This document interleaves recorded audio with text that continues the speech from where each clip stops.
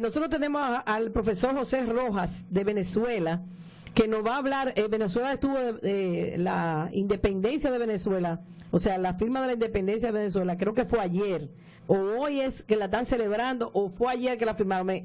Me confundí un poco, profesor, con si fue ayer o fue hoy, pero sé que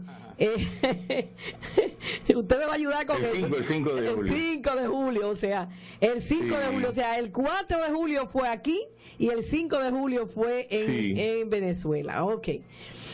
Me gustaría que me diera rapidito una idea sobre esa, y también lo abordaríamos un poco sobre la situación económica que usted está trabajando con los demás trabajadores en Venezuela sobre el problema económico. Vamos a escucharlo a Rojas para que... Sí, el 19 de abril de 1810 se dieron los primeros pasos para la independencia en Venezuela. Y el 5 de julio de 1811 se firma la independencia de Venezuela. Se declara, pues, y se declara en medio de contradicciones tanto internacionales como nacionales. Muchos de los que están ahí ya habían salido, de 1810 habían salido varias comisiones, una a Estados Unidos, un hermano de Simón Bolívar, y la otra a Inglaterra, ¿no? En Inglaterra, bueno, para Inglaterra va López Méndez, Andrés Bello, y va Simón Bolívar, y van concretamente a convencer a Miranda para que venga a asumir la nueva presidencia de la República en Venezuela, o a presidir la Asamblea Constituyente. ¿Aló? Sí, lo estoy escuchando.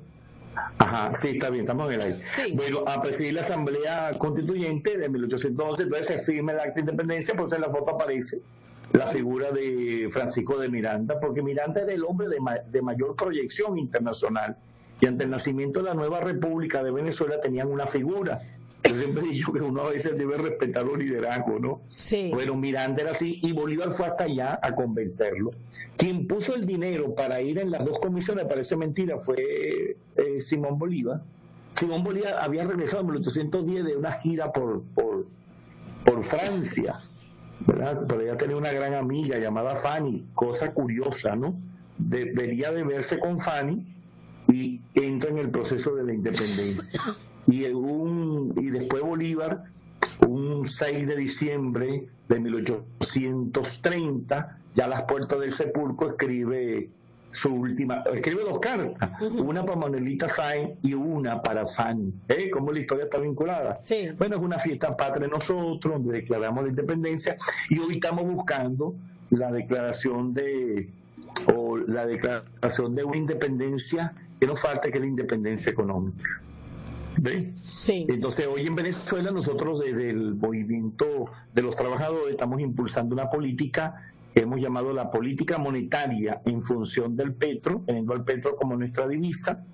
Hemos dicho que queremos firmar queremos firmar un convenio de carácter monetario con China, decimos por cámara de compensación, para librarnos un poco del dólar, librarnos del dólar de manera definitiva, y asumir el petro como una divisa internacional, cerrar el ecosistema, resolver el problema de la hiperinflación, controlando la estructura de costo, y bueno, recuperando el poder adquisitivo de nuestro salario, que está bastante mermado.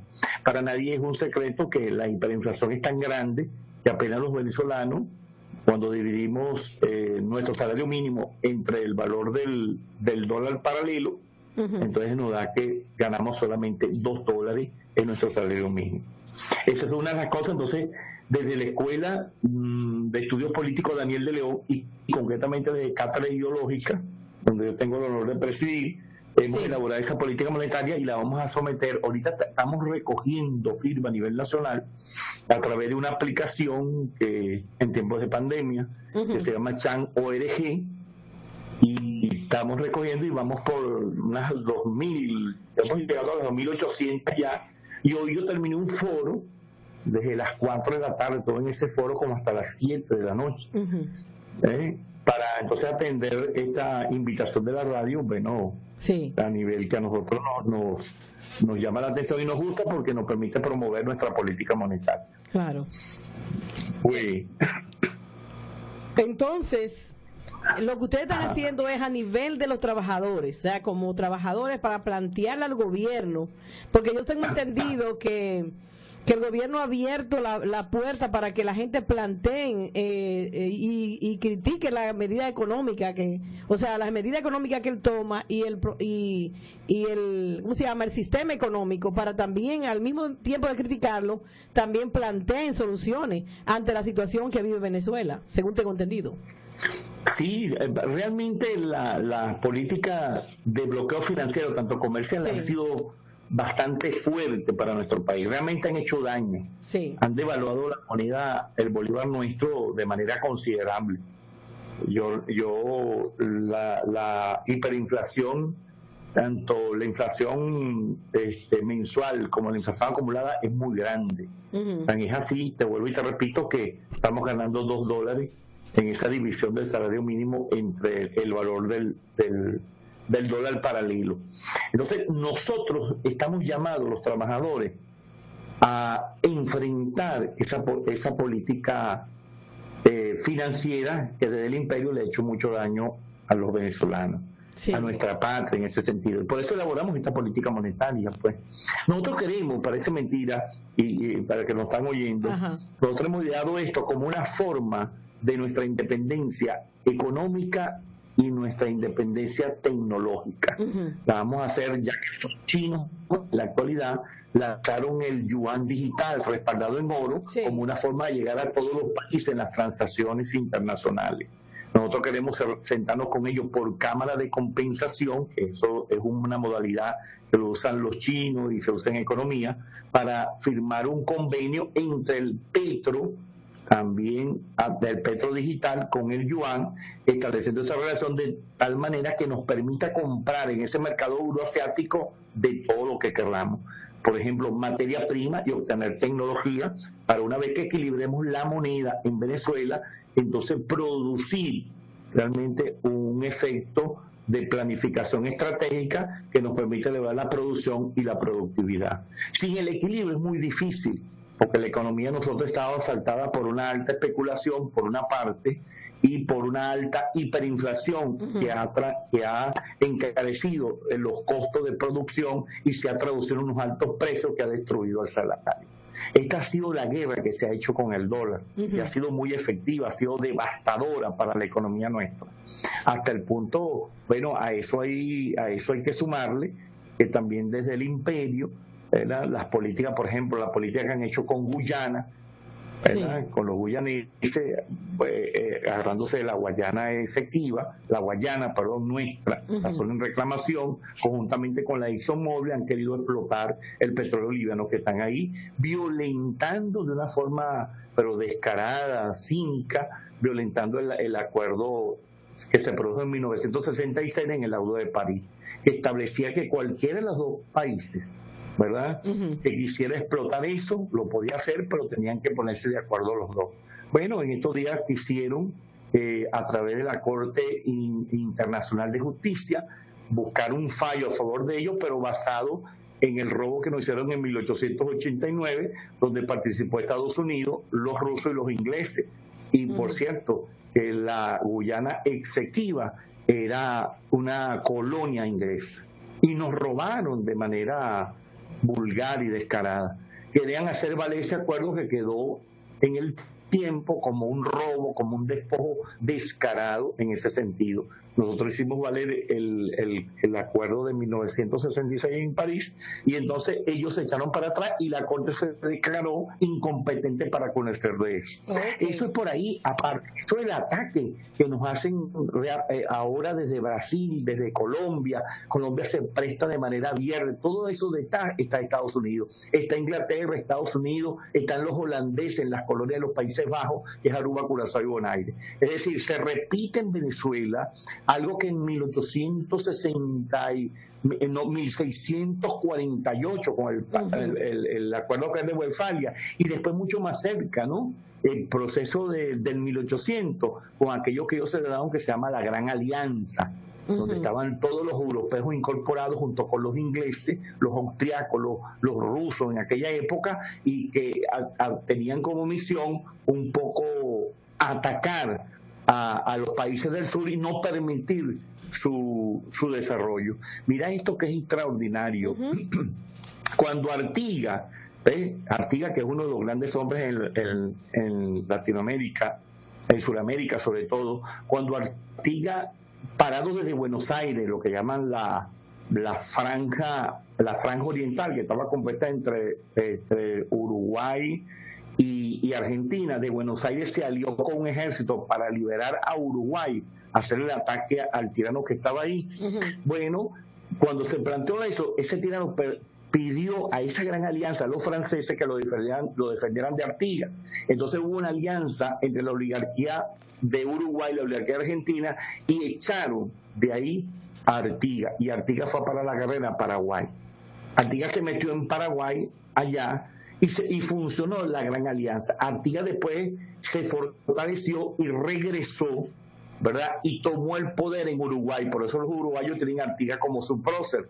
En 1815, si no me equivoco, y en 1820, actuando por Europa desde Brasil le ganó la guerra y lo echó, y él tuvo que irse otra vez a Paraguay, donde murió, creo que en 1850. Funcionó la gran alianza, y a Bolívar, cuando Bolívar llega al estado de su muerte en 1830, era traicionado por Santander, era traicionado por José Antonio Páez. ¿Y a quién representaban ellos? Santander representaba a Estados Unidos y Páez, que representaba a Estados Unidos, pero estaban los ingleses haciendo su peso. La Gran Alianza, sí, y la Gran Alianza ha sido la gran aliada internacional contra los procesos suramericanos. Hoy la Gran Alianza ataca a Venezuela, ¿ves? Sí. Estados Unidos, Inglaterra, por allá.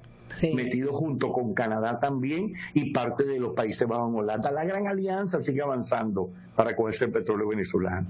Eso, bueno, se traduce en que los venezolanos tenemos que defendernos, entonces creemos que debemos ir a la estabilización de nuestra economía, tenemos que hacerlo con los chinos por cámara de compensación, un convenio monetario que nos permita la independencia económica y la independencia tecnológica, pues lo vamos a hacer por la blockchain. Eso es algo que surgió de la escuela que yo represento, sí. Daniel de León, en Venezuela. Wow, eso es en base a la discusión que usted ha llegado a ese entendimiento.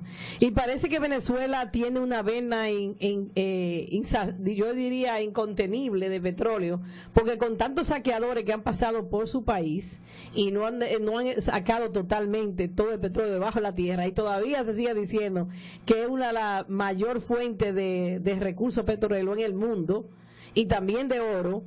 Wow, esa tierra es divina porque todavía mantiene en sus entrañas todas estas cosas tan valiosas y por lo cual no dejan vivir en paz a sus pobladores. Tú sabes que, María, en el nuevo orden mundial, el nuevo orden mundial va a estar encabezado por Estados Unidos, China y Rusia. Nosotros somos aliados estratégicos geopolíticamente, sí, de los chinos y de los rusos. Pero en Guyana está un petróleo liviano extraordinario, eso lo sabe la ExxonMobil, sí, que hizo las investigaciones y nosotros lo tenemos registrado también. Entonces el petróleo sigue siendo un bien, claro, natural, codiciado por las grandes potencias, por un lado, y por otro lado, esa relación precisamente que existe en el nuevo orden mundial tiene como cuestión específica el petróleo. Estados Unidos necesita del petróleo que ellos manejan en el monopolio del Brent, por eso los ingleses están ahí, ¿verdad? Ese monopolio del petróleo del Brent, el monopolio del mercado de West Texas intermedio. ¿Qué le hace falta a ellos? El petróleo venezolano, que son las primeras reservas del mundo, ¿verdad? Porque le es difícil la actuación. Entre el Medio Oriente y Venezuela tenemos más o menos considerado el 80% de las reservas petroleras del mundo. Ahora, ellos están perdiendo el Medio Oriente, lo único que le queda es Arabia Saudita. Sí. Y ahorita hay una discusión por el estrecho de Hormuz.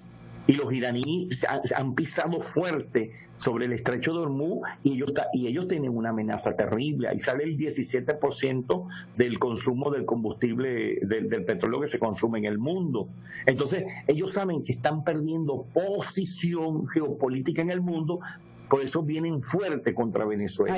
Por eso Trump dice lo que dice, por eso John Bolton dice en su libro lo que dice, un montón de cosas. Yo no le interesa ese hombre Guaidó, yo lo que le interesa es apoderarse del petróleo en Venezuela. Sí, porque ellos saben que Venezuela, ellos saben que si quitan a Maduro y el equipo que está ahí, con Guaidó no tendrían ningún tipo de problema, porque si Guaidó le ha facilitado a ellos todo el dinero que está fuera de Venezuela y él ha cogido un poquito y ellos se han quedado con todo, donde se dice incluso que dinero de ese se está usando en la construcción del muro. Es algo que tiene que entender la gente, que ellos entienden que Guaidó no le va a crear ningún tipo de traba con relación a ellos asumir todo el control de Venezuela. Pero mira, María, lo que están haciendo con Venezuela, desde que nos tienen el cerco y todo eso, la Reserva Federal de Estados Unidos se ha apoderado de más de 400.000 millones de dólares, chica. Y no ha producido una deuda de más de 120.000 millones de dólares. Nos han quitado SIGO, monómero, nos quitaron las reservas que teníamos en el Banco de Portugal, nos quitaron la cuestión de oro en Inglaterra, y esa Corte de Inglaterra produce un fallo con un presidente que no es presidente, con un procurador de la República que no es procurador de la República, con una mujer que funge como representante de Venezuela que no es representante, Vanessa Neumann, una mujer, es una bandida, una sinvergüenza, y entonces va y entrega todos los recursos de la patria, pero de una manera descarada y cínica. Eso es terrible lo que están haciendo con el país. No han devastado la economía a nivel internacional, y con todo eso el país se mantiene firme, se mantiene en batalla, con necesidad, pero firme. No nos van a derrotar por ahí. Nosotros somos hijos de Bolívar y de Chávez. El imperialismo, sea como se llame su signo, sepa que está peleando con venezolanos. Y nosotros somos patriotas. Bolívar dijo, a las puertas del sepulcro dijo, yo quiero producir la libertad de Sudamérica, del Cono Sur, pero quiero ir con puros venezolanos, no quiero ni un solo colombiano. Y digo esto, no es porque soy enemigo de los colombianos como pueblo, sino cuando Bolívar decía era porque ese gobierno colombiano encabezado por Santander eran unas cuerdas de traidores, que fueron los que pararon a Bolívar cuando iba rumbo al Cono Sur, cuando San Martín, que había libertado Chile y que había ganado la primera batalla en 1821 del Perú, que después nosotros ganamos el 1824, que fue donde echamos al virrey del Perú, que era el virreinato más fuerte. Ellos, Santander y Paz, fueron los que sabotearon la cuestión. ¿Ven? Entonces son cosas como esa, ¿no? Sí.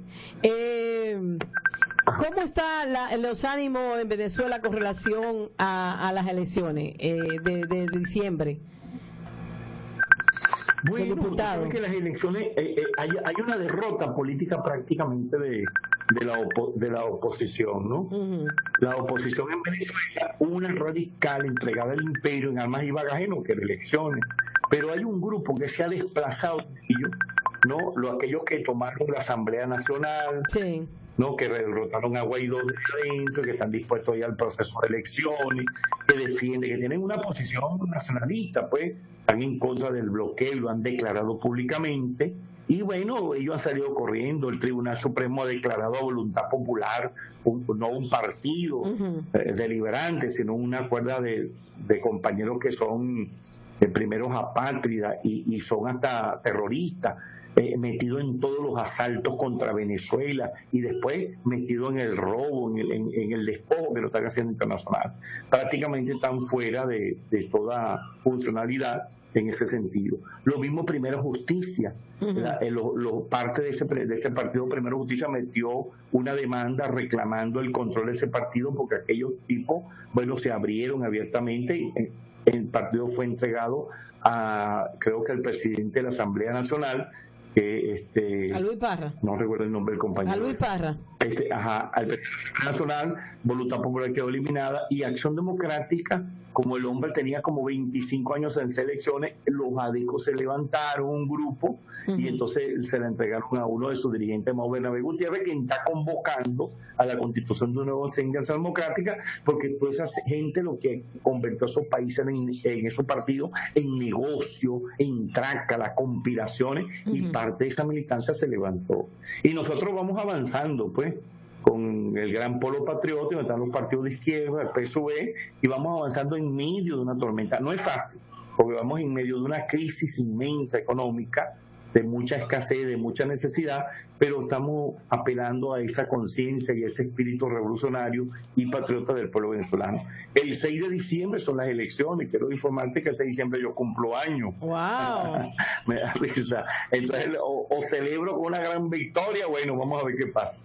Pero bueno, yo te voy a decir algo. 6 de diciembre, ese regalo, 63 años. Claro, el regalo tuyo tiene que ser que gane una nueva Asamblea Nacional que real y efectivamente quiera trabajar por el país, no una asamblea que tenga que siga los dictámenes de otra gente, vamos a tumbar el gobierno y no hacer nada, sino que vaya a trabajar por los intereses del país. Entonces, para eso tienen ustedes que trabajar día y noche para eso, porque las elecciones se ganan llegando realmente al pueblo. Y yo ahorita, nosotros estábamos hablando de las elecciones dominicanas, y justamente estábamos hablando de que la teoría de que los partidos deben tener una gran cantidad de dinero para ganar en las elecciones, eso se está poniendo en tela de juicio por dos razones, te voy a decir. Por ejemplo, aquí en Estados Unidos, a una muchacha que se llama Alexandra Ocasio, le quitó el poder a un representante del Partido Demócrata de años y años, añejado en el poder, con más de $3 millones en su cuenta para su campaña. Ella tenía $3,000, pero ella se puso a trabajar con la juventud, con todo el que pudo, y ella logró ganar el escaño. Y hoy incluso fue la más votada aquí en las elecciones pasadas. También ahora estoy mirando en República Dominicana que un candidato de Alianza País es probable que quede en la nominación, o sea, con un escaño también en la senaduría o en la diputación, por el trabajo que hicieron, parece, de acercamiento a la comunidad. Ahora, lo que pasa es que si nosotros vamos a los sitios y lo que pensamos es que tenemos que darle preventa política a la gente, sin formar a la gente, sin que la gente tome conciencia de lo que está pasando, pues se va con el primer postor. Eso es lo que está pasando con nosotros. Y por ejemplo, en el país ahora mismo, ¿quién no tenía más dinero que el candidato a la presidencia por parte del partido de gobierno? ¿Quién más no tenía dinero que ellos? Y perdieron deshonrosamente. ¿Y quién más no tenía más dinero que el expresidente Leonel Fernández? Y también perdió. O sea que, aunque ellos, los tres partidos, tenían dinero suficiente, pero aquí no es solamente el dinero, aquí tiene que ver también el trabajo que se haga en la comunidad. No sé si tú estás de acuerdo con eso que yo estoy diciendo. Si quieres comentar. Sí, tiene que ser la elección tiene que ser un acto de conciencia, un acto de patriotismo, tener claridad de cómo el mundo se está moviendo en sus inmensas contradicciones geopolíticas. Oye, ya los medios de comunicación, sobre todo las redes sociales, han acercado todo. Ya todo el mundo sabe lo que pasa en tiempo expedito. Todo el mundo tiene una cámara, todo el mundo tiene una red social. Yo hoy acabo de abrir Telegram, ¿verdad? Y lo acabo de hacer para comunicarme verdaderamente con otro tipo de público, tú sabes, en ese sentido. Y entonces hoy estuvimos haciendo unos ensayos, unas pruebas de eso. Vamos duro con esa red social. Nosotros también tenemos el Telegram. En el foro habían 240 personas de los Andes, de este país, de la parte andina. Entonces tuve un foro de 4, 5, 6, casi las 7 de la noche. ¿Ves? Entonces imagínate, de preguntas, respuestas, de exposiciones. Pero eso no puede pasar. Cosa, pero tremenda. Se puede pasar, si lo pasaron por Zoom, eso se queda grabado en Zoom, si ustedes lo graban, y eso se puede pasar a las redes. No, lo hicimos por WhatsApp, lo hicimos online, que es lo más popular aquí.